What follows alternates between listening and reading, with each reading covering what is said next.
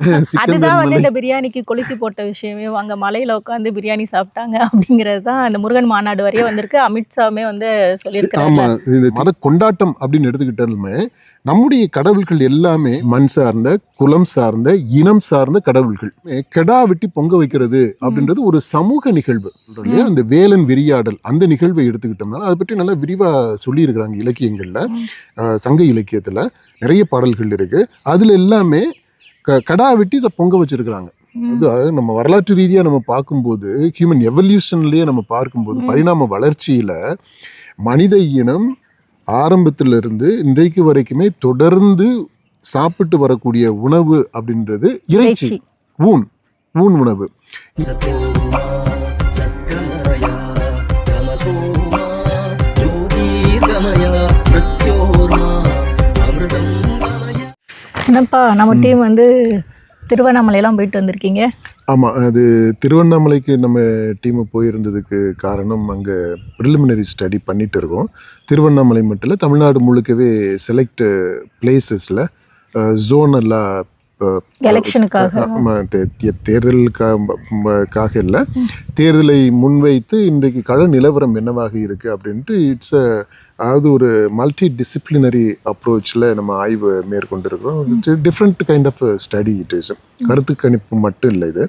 அதனால இப்போதைக்கு இந்த பைலட் ஸ்டடி அப்படின்னு சொல்றது அது அந்த இதுக்கான அந்த ப்ரிலிமினரி முயற்சிகள் வேலைகள்லாம் நடந்துகிட்டு இருக்கு. அதனுடைய ஒரு அம்சமாக தான் நம்ம திருவண்ணாமலையில் நம்ம டீம் இப்போ அந்த ஆய்வை பண்ணிட்டு இருக்கிறாங்க, டேட்டா கலெக்ஷன் பண்ணிட்டு இருக்கிறாங்க.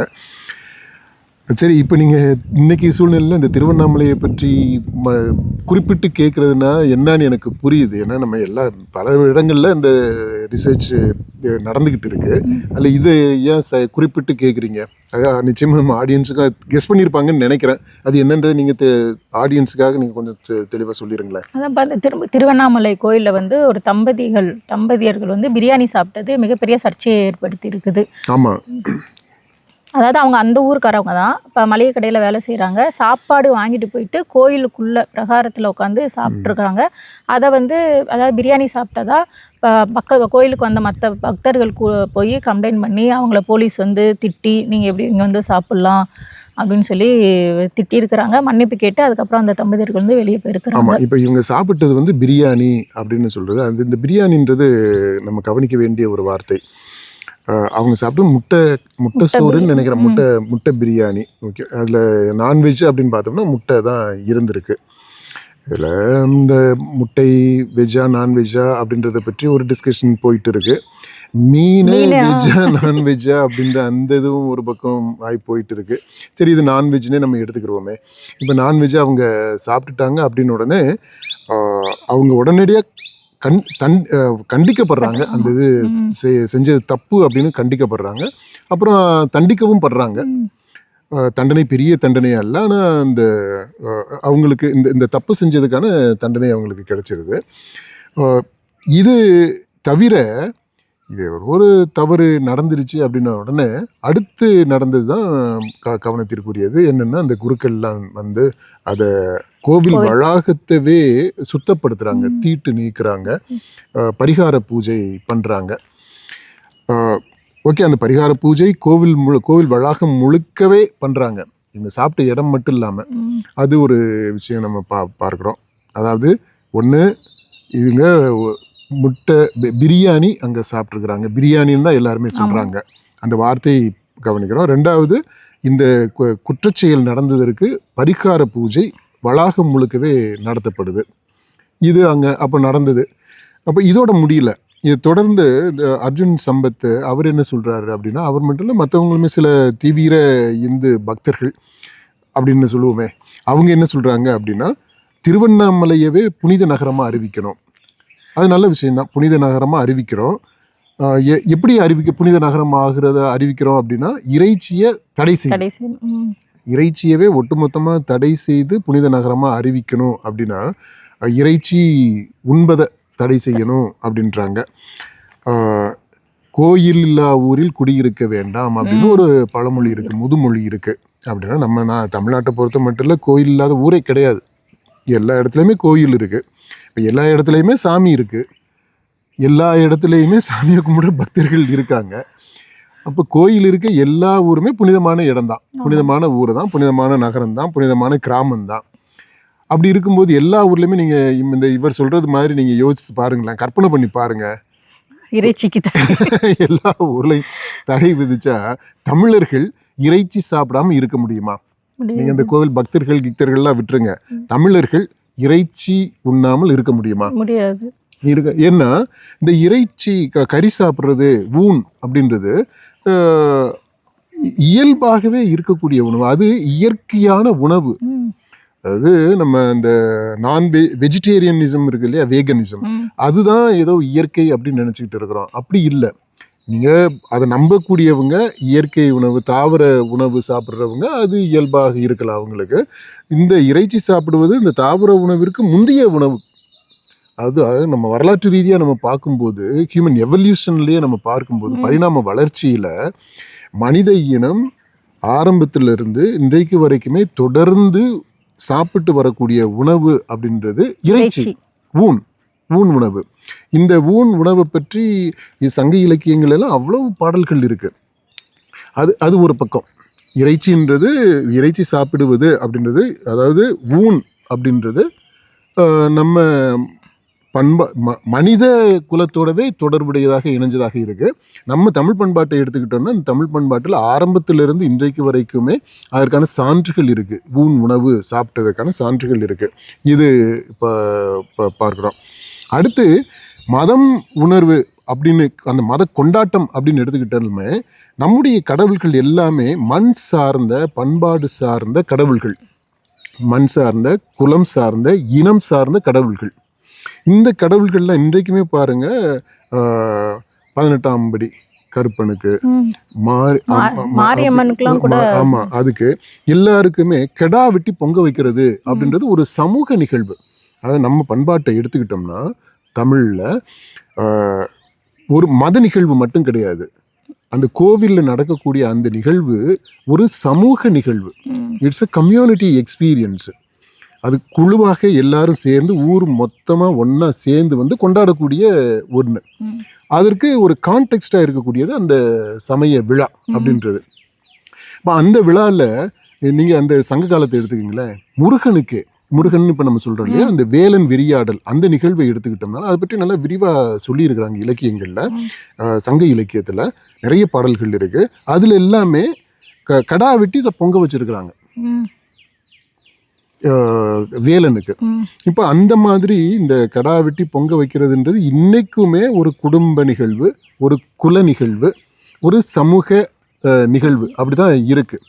அது எல்லாரும் ஒன்று சேர்ந்து வந்து உணவையும் உறவையும் பரிமாறிக்கொள்வது, புதுப்பித்துக் கொள்வது. அந்த உணவு சாப்பிடுற அந்த கான்டெக்ஸ்ட் எல்லாம் ஒன்னா சேர்ந்து வந்து பகையை மறந்து உறவை புதுப்பித்துக் கொள்வது, புதிய உறவை உருவாக்கி கொள்வது, அதற்கான கான்டெக்ஸ்டா சூழலாக இருக்குது.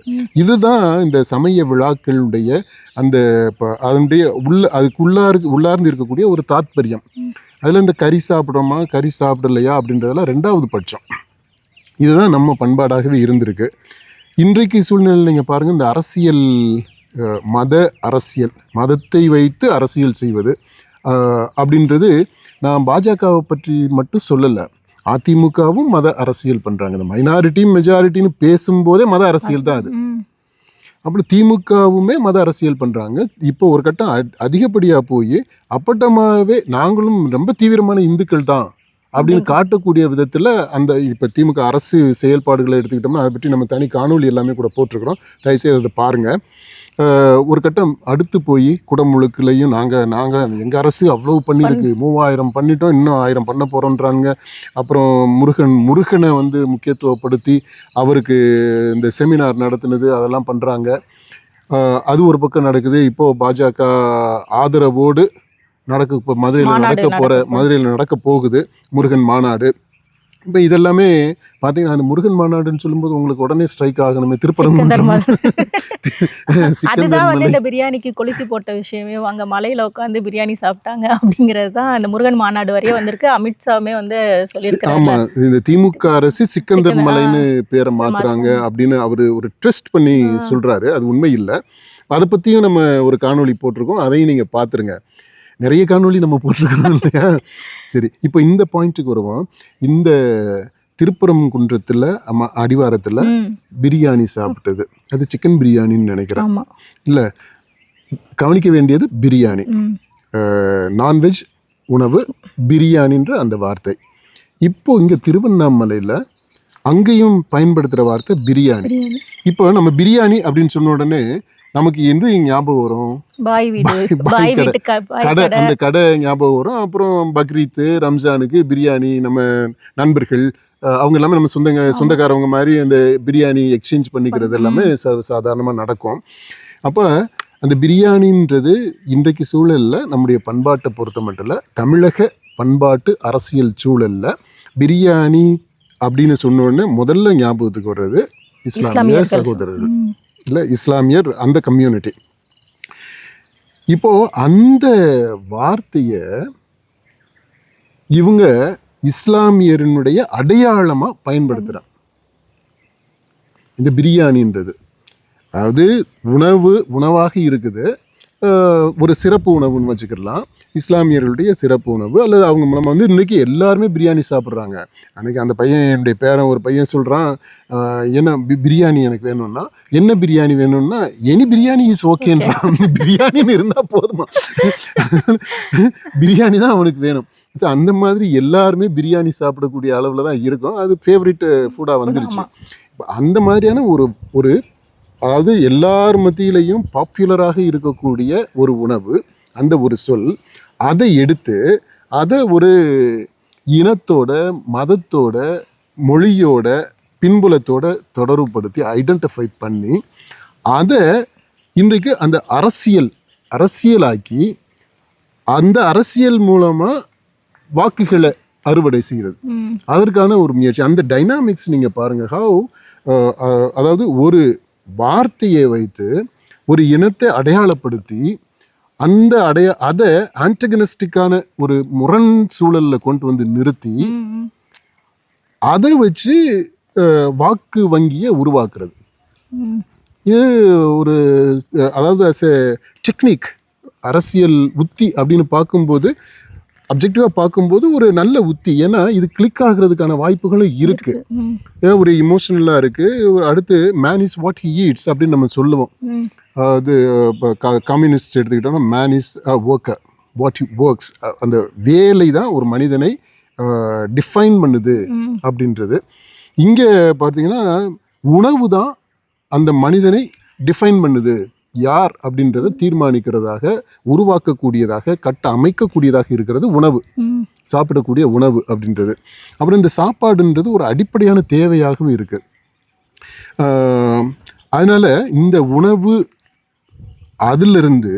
அதில் ஒரு சிறப்பாக இருக்கக்கூடிய, எல்லாருக்கும் பிடித்தமாக இருக்கக்கூடிய அந்த ஒரு உணவை எடுத்துட்டு அதை ஒரு இனத்தோடு ஐடென்டிஃபை பண்ணி அதை பொலிட்டிசைஸ் பண்ணுறது இருக்குது பார்த்தீங்களா. திஸ் டைனாமிக்ஸ், இந்த அரசியல் புத்தி, அரசியல் செயல்பாடு, இது ஒரு நல்ல செயல்பாடு. நல்ல செயல்பாடுன்னா, அதாவது நான் வேல்யூ ஜட்ஜ்மெண்ட்டாக அப்படி சொல்லலை, நல்லது கெட்டது அப்படின்ற அர்த்தத்தில் இல்லை. அந்த டைனாமிக்ஸை நான் பார்க்குறேன், அந்த ப்ராசஸ், அந்த ப்ராசஸ் அமேசிங்காக இருக்குது. இது கிளிக் ஆகுமா ஆகாதா அப்படின்னு பார்க்கும்போது கிளிக் ஆகிறதுக்கான சாத்தியங்கள் இருக்குன்னு ஏன் சொன்னேன் அப்படின்னா, இது அந்த எல்லாருக்குமானதாக இருக்கு, எளிதாக ஐடென்டிஃபை பண்ணக்கூடியதாக இருக்கு அந்த உணவு, அந்த பிரியாணி அப்படின்றது. அப்புறம் பிரியாணி அப்படின்னு சொன்னோன்னா அந்த முஸ்லிம் அப்படின்னு வந்துடுது, இந்த பக்கம் இந்துன்னு ஒன்றா சேர்த்துட முடியும் அப்படின்னா அந்த பிரிவினை தெளிவாக இருக்கு. ஆனால் இதை வாக்கு அரசியலாக மாற்ற முடியுமா, அந்த அளவிற்கு கொண்டு போக முடியுமா அப்படின்றது ஒரு கேள்வி இருக்கு. அதை பற்றி விவாதிக்கலாம். அதற்கு இப்போ இன்னும் கொஞ்சம் தரவுகள் நம்ம சேர்க்க வேண்டியது இருக்குது. ஏன்னா இது ஒரு தொடக்கமாக இருக்கு. அடுத்து இன்னொரு பக்கம் அது விவாதத்திற்குரியது, அதை பற்றி நம்ம பேசலாம். இன்னொரு பக்கம் பார்க்குற அந்த திருவண்ணாமலைக்கு வந்துடுவோமே, அங்கே வந்தால் இது பிரியாணி சாப்பிட்டுட்டாங்க அப்படின்றது ஒரு இஷ்யூ.